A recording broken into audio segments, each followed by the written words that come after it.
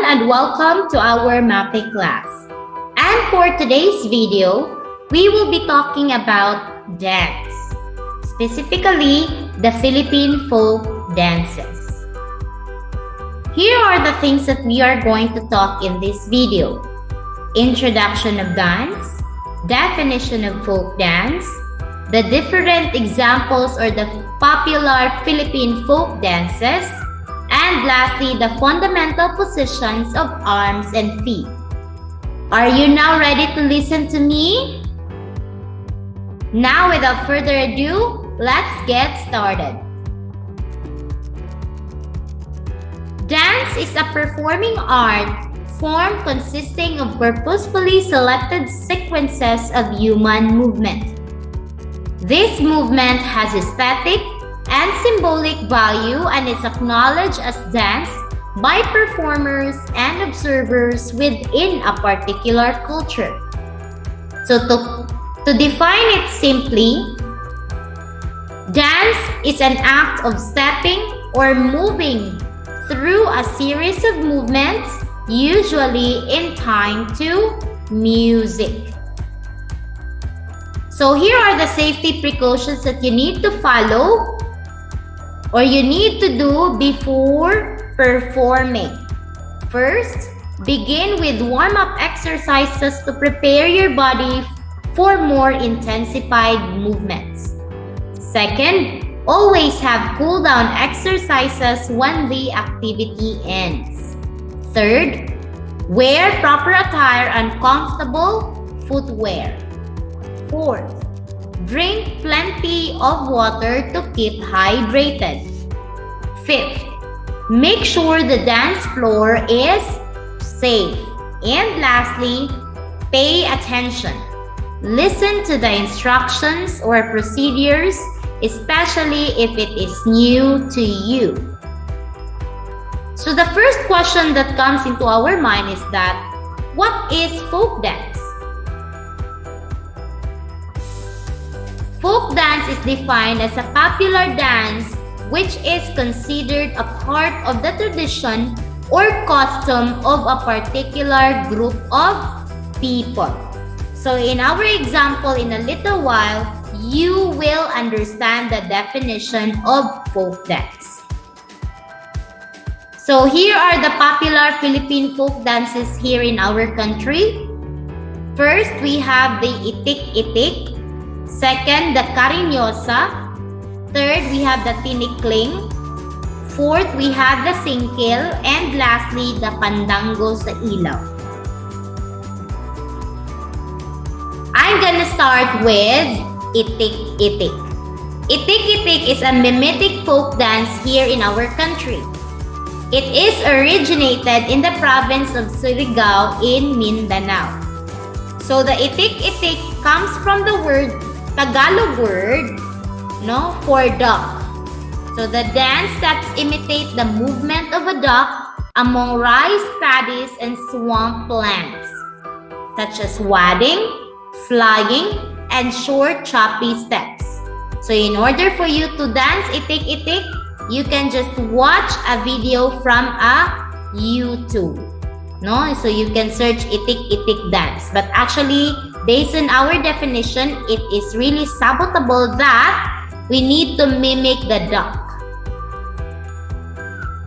Next, we have the cariñosa. Cariñosa is a courtship dance known throughout the Philippines. So the word cariñosa means affectionate, amiable, or lovable. So there are many versions of this dance, but the most popular movement for this one is the to hide and seek using a fan o paypay and a handkerchief. So mo na pinaka-common nga props gamiton if you really wanted to do cariñosa. But there are many versions of it. Ang pinaka-common lang diri sa Philippines is using fan and the handkerchief for boys. The third one, we have the tinikling. So this dance involves two people beating or tapping sliding bamboo poles on the ground and against each other in coordination with one or more dancers who step over in between the poles in a dance. So, if you try to check, the girl and the boy are actually dancing together with the bamboo poles. And that bamboo poles will going to do the movement of tapping or beating. So, dapat dili maigo ang tiil.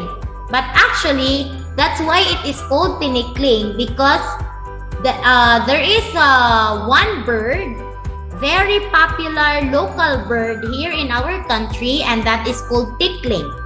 And the story of that bird is that it's very hard for us human to catch the tickling.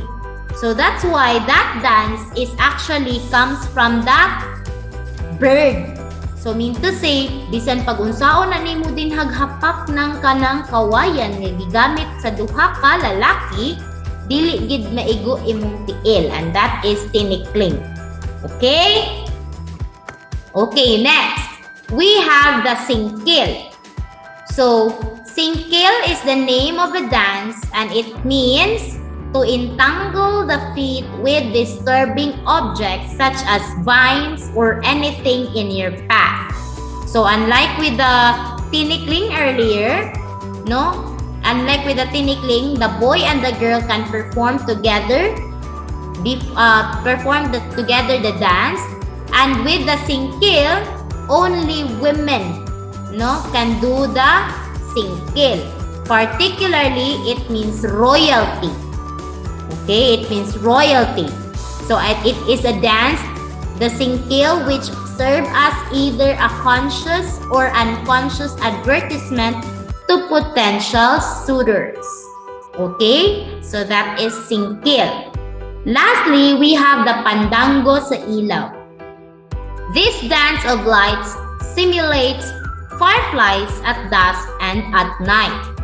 So the word pandango, it is in Spanish, it is a dance of 3/4 time. So the phrase sa ilaw is Tagalog for light. So it is a dance, it refers to the 3 oil lamps that a dancer has to balance. From the word balance, dapat dili matagak ang light nga naa sulod sa glass. So, mo na ilahang paningkamutan, nga during when they dance the pandango sa ilaw, dapat dili matagak ang glass nga naay naay suga. Okay, so the oil lamp is called tingkwe. Sometimes candles in glasses are used instead of an oil lamp. So, are you now getting excited to know this kind of folk dances here in our country? I hope you do. So this time, we are going to talk about the fundamental positions of arms and feet. So I will be showing to you some pictures of each position, and all you need to do is to observe how they are going to show it to you, or how the picture shows in the slide. First position. So both raise forward in a circle in front of the chest with the fingertips about an inch apart. Heel close together, toes apart with an angle of about 45 degrees. Second position is you need to do your both raised sideward. You need to make use your arms both raised sideward with a graceful curve at shoulder level, and your feet astride sideward about a pace of 1 foot distance. For the third position, your arms, one arm raised sideward as your second arm raised upward, and your feet heel of 1 foot close to in step of other foot.